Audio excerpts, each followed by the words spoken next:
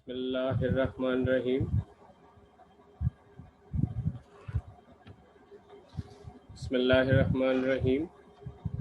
Rabbi ज़िदनी इल्मा। ऐ मेरे अल्लाह मेरे इल्म में इजाफ़ा फरमा। मैं प्रोफेसर मोहम्मद काशिफ, आपका सोशियोलॉजी और इंट्रोडक्शन टू सोशियोलॉजी और जनरल सोशियोलॉजी का टीचर।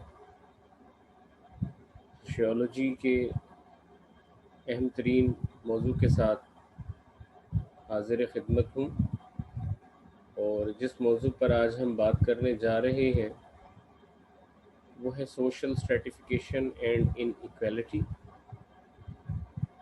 अपने पिछले लेक्चर में हमने सोशल स्ट्रेटिफिकेशन का जनरल इंट्रोडक्शन और ब्रीफ कंसेप्ट पर हमने बात की, और बड़ी कम्प्रिहेंसिव डिटेल हम इस हवाले से डिस्कस करते रहे, जिसमें हमने सोशल स्ट्रेटिफिकेशन का इंट्रोडक्शन और मुख्तलिफ माहिरीन की जानिब से पेश की गई सोशल स्ट्रेटिफिकेशन के मुतालिक मुख्तलिफ तारीफ़ों का जायज़ा लिया, और इसके साथ साथ हमने basic salient features of social stratification या समाजी दर्जा बंदी या तबका बंदी की नुमायाँ खसूसियात पर बात की।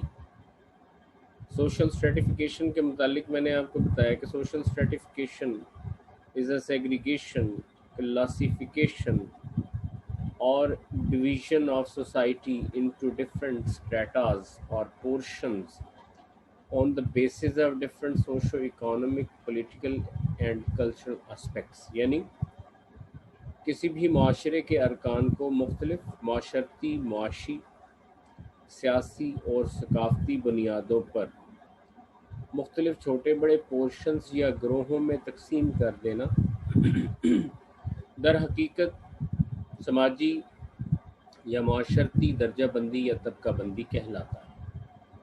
आज इसी मौजू से रिलेटेड जो पहलू हम डिस्कस करने जा रहे हैं, उनमें सबसे पहले हम बात करेंगे फंक्शंस ऑफ सोशल स्ट्रेटिफिकेशन की, कि सोशल स्ट्रेटिफिकेशन का बुनियादी काम क्या है। तो सोशल स्ट्रेटिफिकेशन का सबसे पहला काम, that social stratification encourages hard work, कि चूँकि सोशल स्ट्रेटिफिकेशन या समाजी दर्जा बंदी या तबका बंदी के दौरान माशरे में कुछ अफराद को आला दर्जे पर फाइज कर दिया जाता है, और उसके नतीजे में उन लोगों को ज़्यादा वैल्यू और रिस्पेक्ट मिलती है, और कुछ अफराद को माशरे में दरमियाना और कुछ अफराद को कमतर दर्जा हासिल होता है। तो जो लोग आला दर्जे पर फाइज होते हैं माशरे में, वो लोग अपने स्टेटस को एंजॉय करते हैं, लेकिन जो लोग कमतर दर्जे के हामिल होते हैं वो सिर्फ अपनी बुनियादी ज़रूरियात तक महदूद रहते हैं। तो जो लोग आला दर्जे पर फाइज हों, लोग उनको आइडियलाइज़ करते हुए निचले दर्जे से ऊपरले दर्जे तक पहुंचने के लिए ज़्यादा से ज़्यादा मेहनत और एफर्ट करते हैं। तो सोशल स्ट्रेटिफिकेशन हार्ड वर्क को इनकरेज करता है, मेहनत को इनकरेज करता है, ताकि लोग निचले दर्जे से ऊपर वाले दर्जे पर जा सकें। सोशल स्ट्रेटिफिकेशन का दूसरा बेसिक फंक्शन, दूसरा काम, that it ensures circulation of positions, कि सोशल स्ट्रेटिफिकेशन में जो स्ट्रेटिफिकेशन की जाती है, जो लोगों को डिफरेंट स्टेटस दिए जाते हैं, वो पोजीशंस, वो स्टेटस हमेशा के लिए नहीं होते और लाइफ टाइम नहीं होते, बल्कि सर्कुलेट करते हैं। जो जितनी ज़्यादा मेहनत करता है, एफर्ट करता है, वो उतना ही ऊंचा मकाम हासिल कर लेता है, और जो एफर्ट नहीं करता वो फिर इस दौड़ में पीछे रह जाता है। तो सर्कुलेशन ऑफ पोजीशंस चलती रहती है, लोग कम्पिटिटिवनेस का शिकार रहते हैं, और कंपटीशन जो है वो एफिशिएंट लोगों को, अच्छी एबिलिटी के हामिल लोगों को आगे आने का मौका देती है। ये दूसरा इसका फंक्शन है। सोशल स्ट्रेटिफिकेशन का तीसरा बुनियादी काम, کہ it insures rational use of talent.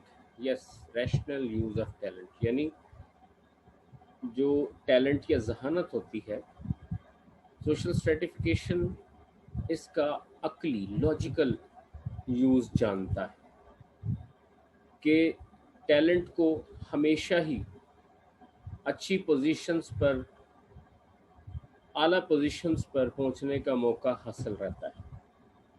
جو جتنا زیادہ کمپیٹنٹ ہوتا ہے، جتنا زیادہ ایبل ہوتا ہے، جتنا زیادہ کیپیبل ہوتا ہے، جتنا زیادہ یونیک مائنڈڈ ہوتا ہے، شارپ مائنڈڈ ہوتا ہے، بیسٹ آئی کیو کا حامل ہوتا ہے، ہمیشہ سوسائٹی میں اس کو اس ٹیلنٹ کی بنیاد پر اچھا مقام حاصل رہتا ہے.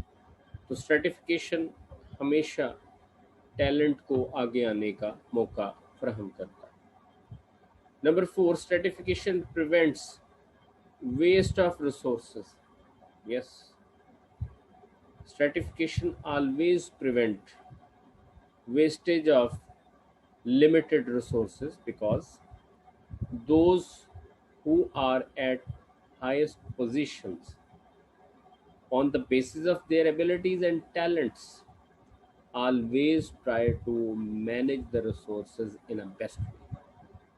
سوشل اسٹریٹیفیکیشن، معاشرتی درجہ بندی یا طبقہ بندی کے اس نظام میں ہمیشہ ٹیلنٹ کو آگے آنے کا موقع ملتا ہے، اور جب ٹیلنٹ اعلیٰ پوزیشنز پر پہنچتا ہے تو پھر وہ لمیٹڈ ریسورسز کو، محدود ذرائع کو بھی بہترین انداز میں استعمال کر کے زیادہ سے زیادہ فائدہ حاصل کرنے کی اور معاشرے کو زیادہ سے زیادہ فائدہ دینے کی کوشش کرتا ہے، جس کے نتیجے میں جو ریسورسز ہوتے ہیں وہ ویسٹ نہیں ہونے پاتے بلکہ ان کا بیسٹ یوز ہو جاتا ہے.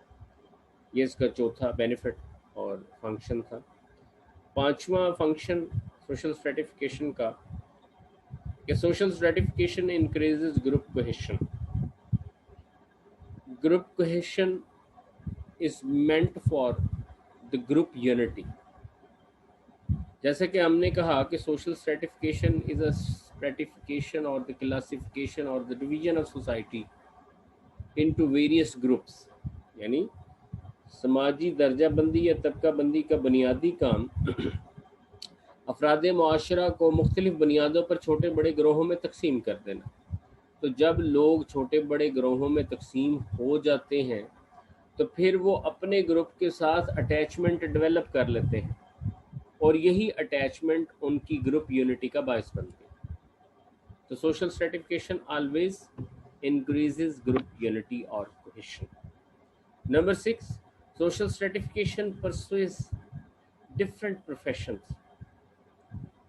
کہ سوشل اسٹریٹیفیکیشن یا معاشرتی طبقہ بندی میں، اس نظام میں لوگوں کو معلوم ہوتا ہے کہ کون سا پروفیشن زیادہ انکم کا حامل ہوگا اور کون سا پروفیشن مینیل ورک کو انکریج کرتا ہے.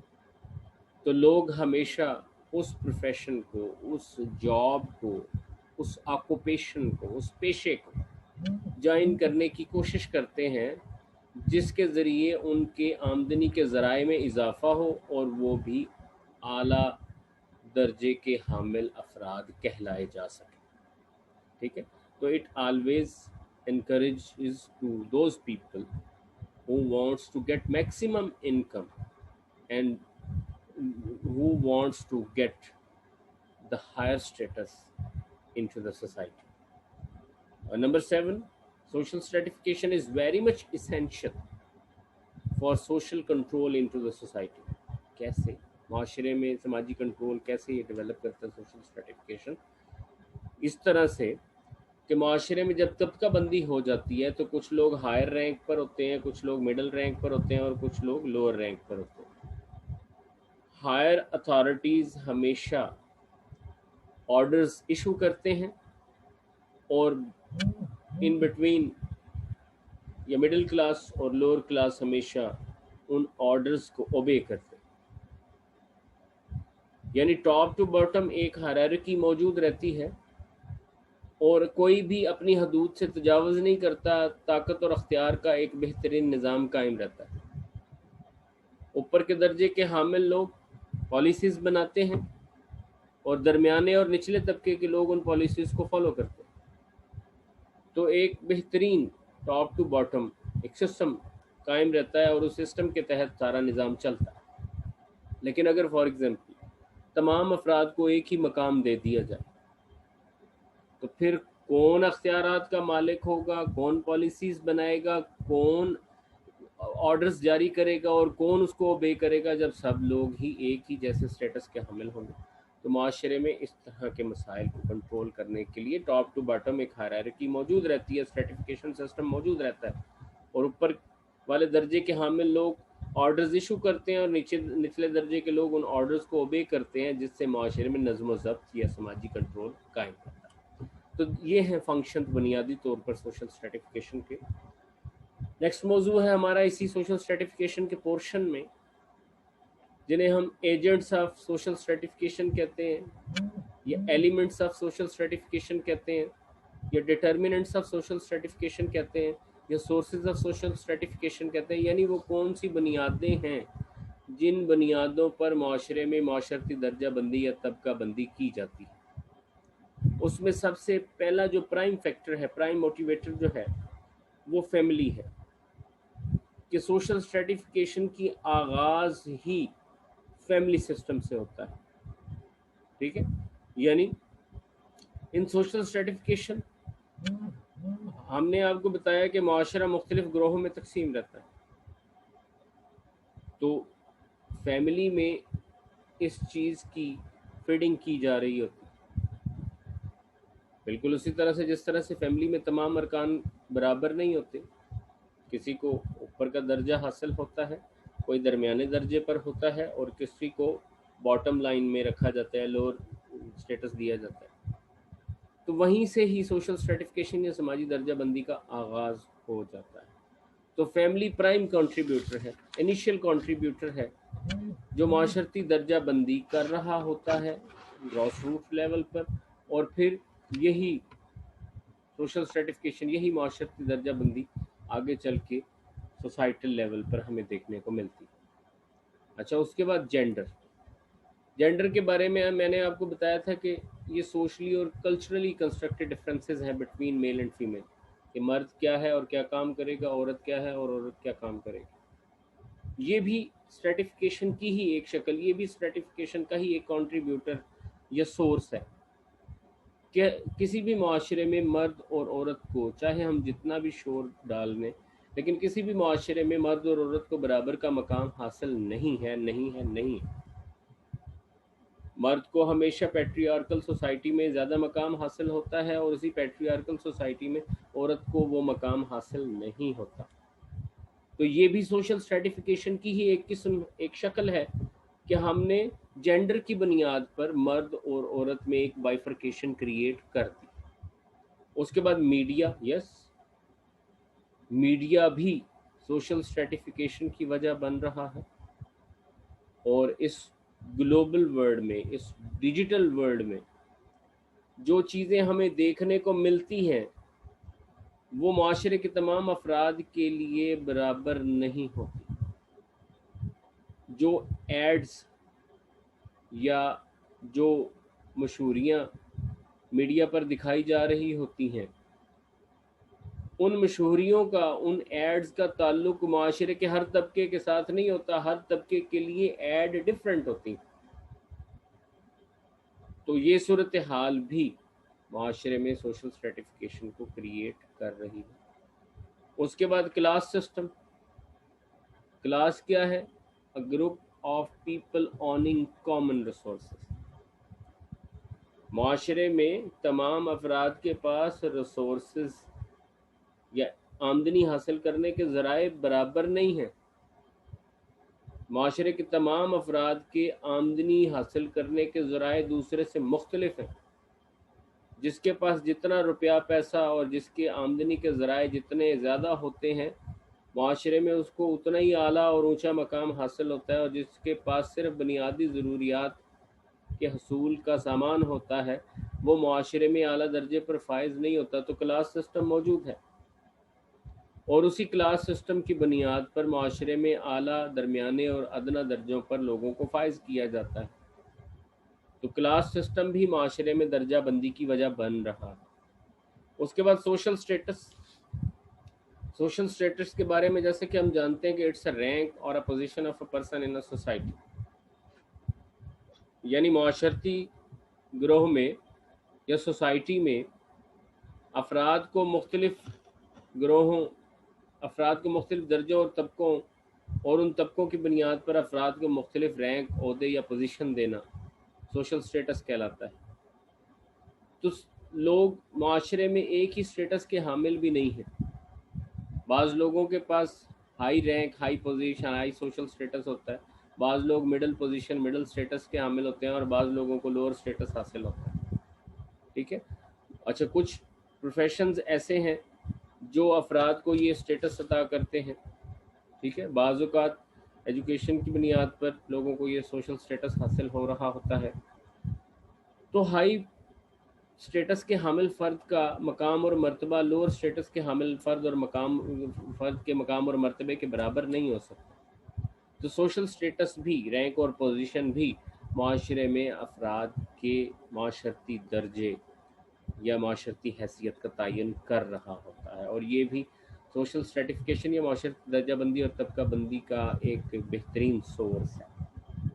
اس کے بعد ہیلتھ کی اگر ہم بات کریں تو کسی بھی معاشرے میں افراد کو ہیلتھ سروسز تک برابر کی اپروچ نہیں ہوتی۔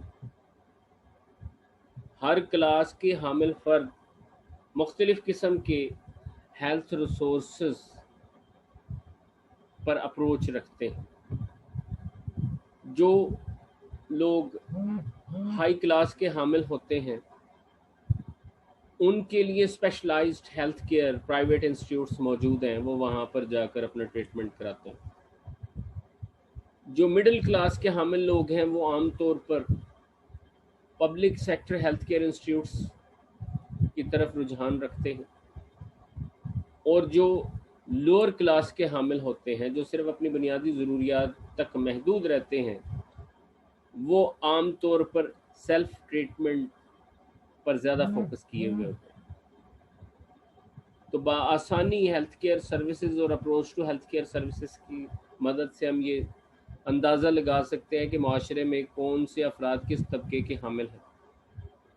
ٹھیک ہے، تو ہیلتھ کیئر سروسز بھی معاشرے میں طبقہ بندی کر رہے ہیں، درجہ بندی کر رہے ہیں۔ امیر آدمی کبھی بھی پبلک سیکٹر انسٹیٹیوٹ کی طرف جانے کی کوشش نہیں کرتا، اور غریب آدمی کبھی بھی پرائیویٹ بیسٹ اور اسپیشلائزڈ ہیلتھ کیئر انسٹیٹیوٹس کی طرف جانے کی کوشش نہیں کرتے، کیونکہ اس کو اس کے وہ محدود ذرائع اجازت نہیں دیتے۔ تو ہیلتھ سروسز بھی معاشرے میں اسٹریٹیفیکیشن یا معاشرتی طبقہ بندی یا درجہ بندی یا تقسیم کر رہی ہیں۔ اس کے بعد اکانومک ریسورسز کی اگر ہم بات کریں تو لیول آف انکم اور level of income generating resources, یہ تمام چیزیں معاشرے میں سوشل سٹریٹیفیکیشن یا معاشرتی طبقہ بندی یا درجہ بندی کی وجہ بن رہے ہیں۔ جن لوگوں کے پاس زیادہ پیسہ ہے، پراپرٹی ہے، یا جن کا ہیوج بزنس ہے، وہ عام طور پر اپر کلاس میں شمار ہوتے ہیں، اور جو لیبر ورک کر رہے ہوتے ہیں یا جن کے محدود ریسورسز ہوتے ہیں، جن کے پاس پراپرٹیز نہیں ہوتی، وہ عام طور پر لوور کلاس میں شامل ہوتے ہیں۔ تو اکانومک ریسورسز بھی معاشرے میں درجہ بندی اور طبقہ بندی کر رہے ہیں، افراد معاشرہ کو مختلف گروہوں میں، درجوں میں اور طبقوں میں تقسیم کر رہے ہیں۔ اچھا، اس کے بعد ایجوکیشن کی اگر ہم بات کریں تو it's one of the prime indicator اور دا کنٹریبیوٹر۔ معاشرے میں پہلی بات تو یہ کہ پڑھا لکھا اور ان پڑھ برابر نہیں ہو سکتے۔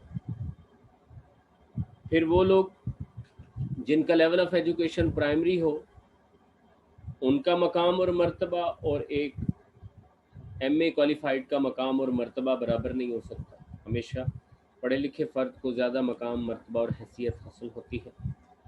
اسی طرح سے پھر وہ لوگ جو جنرل ایجوکیشن لیتے ہیں ان کا مقام اور مرتبے کی اگر ہم بات کریں، اور وہ لوگ جو ہائر ایجوکیشن کی طرف، اسپیشلائزڈ ایجوکیشن کی طرف چلے جاتے ہیں، ان کے مقام اور مرتبے کو ہم برابر نہیں رکھ سکتے۔ تو تعلیم بھی معاشرے میں کیٹیگرائزیشن کر رہی ہے، اسٹریٹیفیکیشن کر رہی ہے، کلاسیفیکیشن کر رہی ہے، افراد معاشرہ کو مختلف پورشنز میں ڈیوائڈ کر رہی ہے، ان پڑھ اور پڑھے لکھے کا پورشن الگ کر دیا جاتا ہے، کم تعلیم یافتہ اور زیادہ تعلیم یافتہ کے پورشن کو الگ کر دیا جاتا ہے، جنرل ایجوکیشن اور اسپیشلائزڈ ایجوکیشن کے پورشن کو الگ کر دیا جاتا ہے. ٹھیک ہے، تو ایجوکیشن بھی معاشرے میں افراد کو مختلف چھوٹے بڑے گروہوں میں، طبقوں میں، درجوں میں تقسیم کر رہی ہے. اس کے بعد پروفیشن اینڈ آکوپیشن، پیشے کی اگر ہم بات کریں تو پروفیشن اور آکوپیشن بھی ایک اہم ترین ذریعہ ہے معاشرے میں افراد کو مختلف درجوں اور طبقوں میں تقسیم کرنے کا. جو لوگ لینڈ لارڈز ہیں، ہیوج بزنس ٹائکونز ہیں، انڈسٹریلسٹ ہیں یا بیوروکریٹس ہیں، وہ عام طور پر ہائی کلاس میں کنسیڈر کیے جاتے ہیں. اور وہ لوگ جو لیبر ورک کرتے ہیں، مینیل سروسز پرووائڈ کرتے ہیں، وہ عام طور پر نچلے طبقے میں شمار ہوتے ہیں. تو پروفیشن کی بیس پر بھی ہم معاشرے میں افراد کی درجہ بندی یا طبقہ بندی کرتے ہیں. اس کے بعد کاسٹ، یہ خاص طور پر ہمارے سب کانٹیننٹ میں جو کاسٹ والا ایلیمنٹ ہے وہ بہت زیادہ انفلوئنشل اور مؤثر ہے، بہت اہم کنٹریبیوٹر ہے معاشرے میں طبقاتی تقسیم کا. ہمارے معاشرے میں کہیں پر بھی تمام ذاتوں کو برابر کی اہمیت اور حیثیت اور مقام حاصل نہیں، اگرچہ اللہ تبارک و تعالیٰ نے ہمیں گروہوں میں تقسیم کیا صرف ہماری شناخت اور پہچان کے لیے، لیکن ہم نے اس کو پہچان سے آگے بڑھا کر اس کو طبقہ بندی کے لیے استعمال کرنا شروع کر دی. تو ہمارے معاشرے میں کچھ ذاتیں زیادہ مقدس اور اعلیٰ مقام کی حامل سمجھی جاتی ہیں اور کچھ ذاتوں کو کمتر مقام حاصل ہے. تو ذات پات بھی ہمارے معاشرے میں افراد کی تقسیم کا ایک بڑا اہم محرک سمجھا جاتا ہے. اس کے بعد پاور اینڈ اتھارٹی کی ہم بات کریں تو جو لوگ زیادہ پاورفل ہوتے ہیں یا پاورفل رینکس پر ہوتے ہیں انہیں اونچا مقام اور مرتبہ حاصل ہوتا ہے، اور جو لوگ کم تر رینک کے حامل ہوتے ہیں ان کو کم پاور اور اتھارٹی حاصل ہوتی ہے، تو انہیں ہمیشہ کم تر مقام حاصل ہوتا ہے. تو طاقت اور اختیار بھی معاشرے میں معاشرتی درجہ بندی یا طبقہ بندی کر رہا ہے اور افراد کو چھوٹے بڑے گروہوں میں اور اعلیٰ اور ادنیٰ مقام اور مرتبوں میں تقسیم کر رہا ہے. اس کے بعد slavery, this is also one of the prime contributor, کہ کبھی ماسٹر اور سلیو، کبھی مالک اور غلام، کبھی آقا اور غلام برابر نہیں ہو سکتے. آقا کو ہمیشہ اونچا مقام حاصل ہوتا ہے اور غلام کو ہمیشہ کم تر حیثیت حاصل ہوتی ہے. This is the universal truth, this is the reality based phenomena of every society, کہ کبھی بھی آقا اور غلام برابر نہیں ہو سکتے. تو آقا اور غلام کی یہ تقسیم بھی معاشرے میں درجہ بندی کو پروان چڑھا رہی ہے اور معاشرے میں افراد کو مختلف چھوٹے بڑے گروہوں میں تقسیم کر رہی ہے. تو یہ ہیں بنیادی طور پر وہ پرائم ایجنٹس، وہ کنٹریبیوٹرز، وہ موٹیویٹرز، وہ سورسز آف سوشل اسٹریٹیفیکیشن جو معاشرے میں ہمیں معاشرتی درجہ بندی کرتے ہیں اور لوگوں کو مختلف چھوٹے بڑے گروہوں میں تقسیم کرتے ہوئے دکھائی دیتے ہیں. اور دنیا کا ہر معاشرے میں یہ فیکٹرز کسی نہ کسی صورت میں موجود رہتے ہیں اور افراد کو اعلیٰ، درمیانے اور ادنیٰ درجوں میں تقسیم کرتے ہیں، اور پھر اس تقسیم کے مطابق فرد کو معاشرے میں عزت اور احترام حاصل ہوتا ہے. تو آج کا ہمارا موضوع یہاں پر اختتام پذیر ہوتا ہے. انشاءاللہ اگلے لیکچر میں ایک نئے موضوع کے ساتھ حاضر ہوں گے. شکریہ.